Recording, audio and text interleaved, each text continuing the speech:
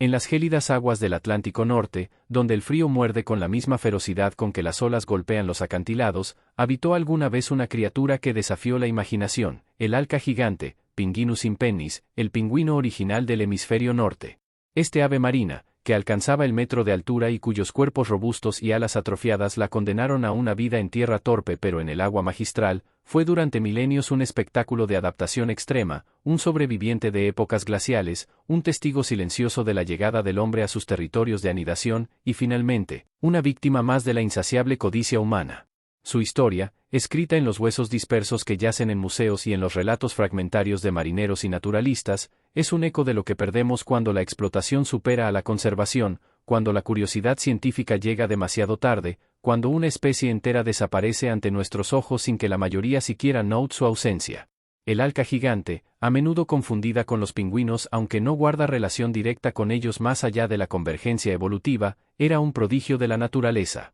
Sus alas, incapaces de elevarla por los aires, se habían transformado en potentes remos que le permitían surcar las aguas con una agilidad envidiable, persiguiendo peces en las profundidades donde pocas aves podían competir. Su plumaje negro azabache en el dorso y blanco inmaculado en el vientre no era solo cuestión de elegancia, era camuflaje, un disfraz que la volvía casi invisible para las presas que nadaban bajo ella, mirando hacia la luz de la superficie. En tierra, sin embargo, su marcha era torpe, un tambaleo cómico que las hacía vulnerables, especialmente en las colonias de cría donde se agrupaban por miles en islas remotas, islotes perdidos entre Canadá, Groenlandia, Islandia y las costas europeas, lugares como Geirfuglasker en Islandia o Fank Island en Terranova, nombres que hoy suenan a epitafios. Fueron estas colonias, densas y ruidosas, las que llamaron la atención de los primeros humanos que se aventuraron en el Atlántico Norte. Los pueblos indígenas, como los Beothuk de Terranova o los Inuit, habían cazado alcas gigantes desde tiempos inmemoriales, pero lo hacían con una mesura que la naturaleza podía soportar.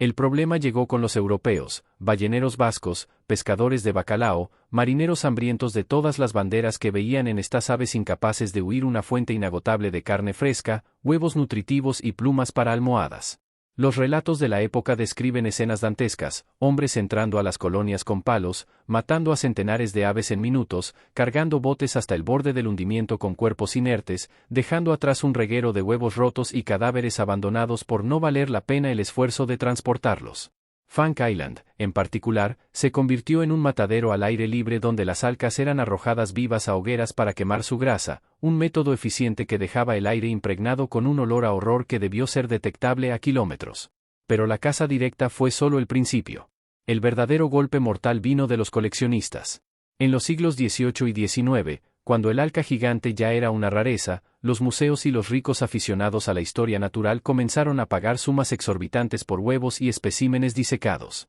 Cada avistamiento de una alca solitaria, cada último refugio descubierto, se convertía en una sentencia de muerte. Los pescadores que encontraban una las mataban sin pensarlo dos veces, sabiendo que su piel valdría más que meses de trabajo en el mar. El último refugio, el Day Island cerca de Islandia, fue asaltado una y otra vez hasta que en 1844, 3 hombres capturaron a las 2 últimas alcas gigantes conocidas, las estrangularon, y vendieron sus pieles a un comerciante que, irónicamente, las disecó mal, arruinando para siempre los últimos ejemplares completos. El huevo que estas alcas protegían, quizás el último huevo de alca gigante puesto en la tierra, fue pisoteado en el caos de la captura, un final simbólico para una especie que nunca tuvo oportunidad. Hoy, quedan alrededor de 80 especímenes disecados en museos del mundo, algunos con las etiquetas aún colgando donde se lee Pinguinus impennis, extinto, como si la palabra pudiera capturar la magnitud de la pérdida. Sus huesos aparecen en montículos de basura antiguos a lo largo de las costas europeas, testigos mudos de una convivencia que terminó en exterminio.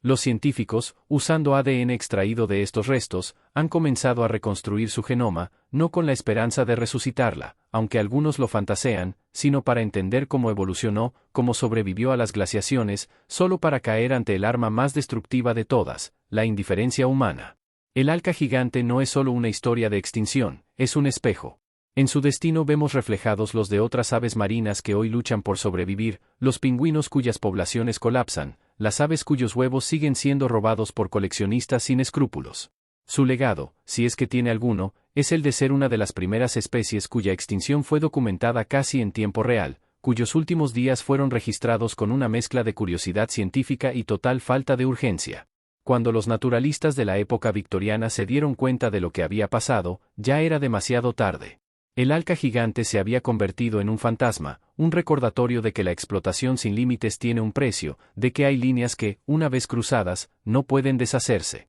En los museos, detrás de vitrinas de cristal, sus ojos de vidrio siguen mirando, como esperando una respuesta que nunca llegará.